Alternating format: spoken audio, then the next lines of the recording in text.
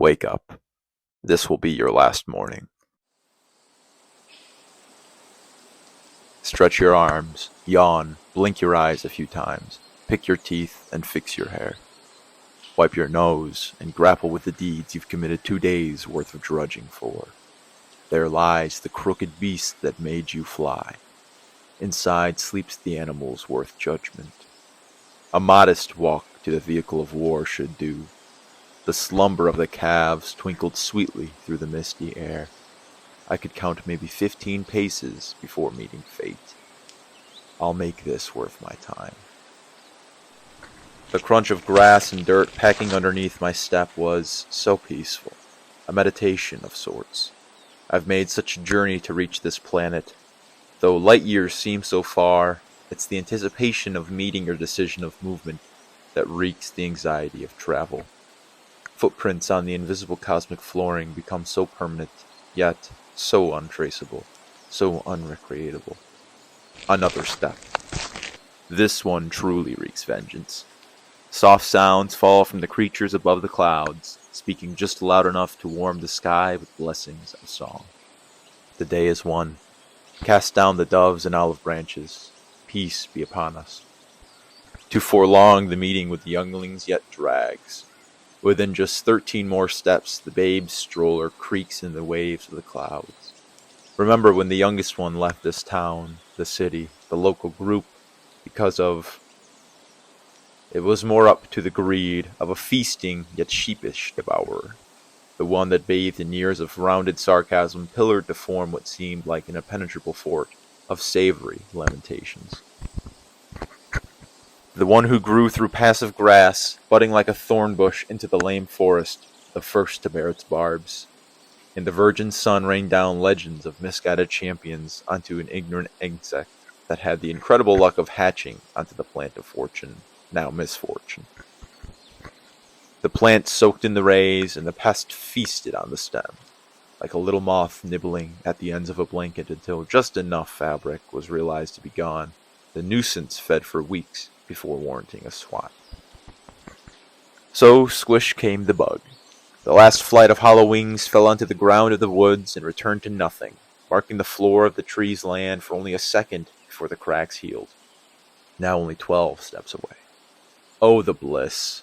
The life of a vagrant rising through shadows of foliage upon the hard earth, lest the staleness caught between the hums of the lower atmosphere.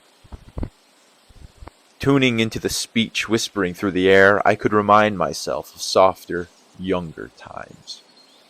The aroma of sun-bleached grass lingered in my body and preached the news of summer.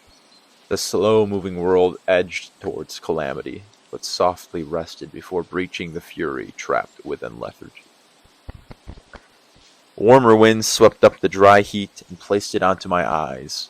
Low hung the breath of the sun. Every flavor of musky happening spread to my mouth with the rusted taste of dust. I bathed in the light of the star while melting into the hard dirt. Only now I could miss the freeing mood of being ignored.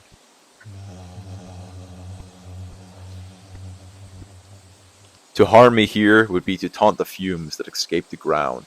Covered by a heavy mist of ambience, I was protected from the dry and quickly shrinking volume of the crowds living behind where I sat. The beast shrieking in silence to deaf ears painted closed with yellow liquid belted through empty walls into the wasted stalls. The sound rolled through the confines of my being, leaving through the opposite side of compassion. I was, for moments, left tortured by nothing. Oh, the bliss to be tortured by nothing. Tapping onto the half-pavement, half-gravel ground, I caught up to myself. Just 11, 10, 9 more steps to go. Oh, to savor this infinitely small journey. The younger I remember, the older it becomes. When nowhere was my rightful seat, and no one was my rightful heir, I began the horror of learning. Harshness and hardship became the first lessons, as well as teachers teaching the most recent spell of worth. Go! Enhance your life and grow rich with knowledge. Who cares what 2,000 years ago means to us now? The difference is the subjective exploration of humanities. The goddamned humanities! The quaking of my blood spattering against my eyes and through my hands and fingers shook me back to my walk. Breathe while there is still air. I either love the word or believe its name is specifically there to act as their coaxed scapegoat. God. God, damn them, spike them, twist and rupture their insides out, rapture their souls while they pray for rain, scorch their lands while they pray for fruit. Pick your favorite. Keeping a rhythm now, making 2 steps at a time, finding 8 and 7. I thought of all the other lives I could have proclaimed. The ones who took care of the music that fills yet invades the bodies of all, every man, woman, and child, every savory soul and bitter bad man, every beating body that houses nerves and the vitals to follow. They all skip to the same beat. The universal language is song. Through terror and prejudice, no matter your sect, your brain still accepts the same anger in silence. Hear the trumpets of your heaven, the rumble of your hell, or the tapping on your earth. It's worth every absence of the last note you expect, followed by your most possible exposure to emotional extremism. You could burst with tears, and as the water blinds you, you come to your decision. Whether it be for pain, excitement, mourning, pleas for death, or in praise, we all melt to our own version of sound. The louder the blares, the better the self-condolence, and the wisps of each strain of a voice you beg to fight on through words you wish you reeled first completes your empowering sanity. Dress up as your would-be savior, the ones who got it right. We pile up against the walls to someday scrape against the table we helped set, the stage summoning the champions of weird. We all own the thought of someday groping the figures of these idols in their warm, golden bellies. They know to themselves their spot in the light, but somehow forget their value. Dressed as a centerpiece, placed in the Hall of Atonement, the ones who take what they gave to another silence reckons the last tune they wrote. Falling away into obscurity happens to be the greatest death without loss, the worst kind of loss, one with hope. Hope grants the fragile idea that somehow, someday, in any amalgamation of process and time or reality, that music will return to the subtle state it once was, hovering over the ears of the longing. 6, 5. Pale light blended into the space between the earth and the clouds. The building laying aside the beast murmured with calm stirrings, small talk and gentle uproars of excitement from the best coffee in the world, stood inside with morning joy. The blissful sounds and smells escaping the diner captured the scene. Thin blue light, warm wet air, dark green pine trees, the robust smell of nature and the rustic music of a chittering forest. Spoke from its windows. Enjoying the time off, I see? Only until it's over. More coffee? Please and thank you. Of course. That was nice. I took a few more steps towards the restaurant's distraction. Now I've forgotten my count. Just keep pacing. Let's say maybe 25 or so. It's no race. Whether or not it takes 4 more hours, the youthful morning still breathes. The giant canopying trees bathed in the light. Gifted by the dew and plush soil, the great wooden watchers stood looming effortlessly. Little competition was to be had between the slivers of branches that collided into the arms of each tree. Their needles brushed their neighbors and passed water droplets rolling off their hands like a snowball tumbling down a heating hill. No one moved without guidance.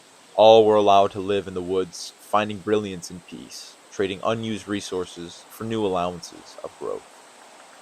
The allowance of life lives in the house built by gentle, generous beings. The cradle of the earth, having been here long before and to be withstanding long hereafter. Far from the wasteful and neglectful developments of the city, the true bearers of life continued their stretch of hopeful existence, away from the mess of mankind.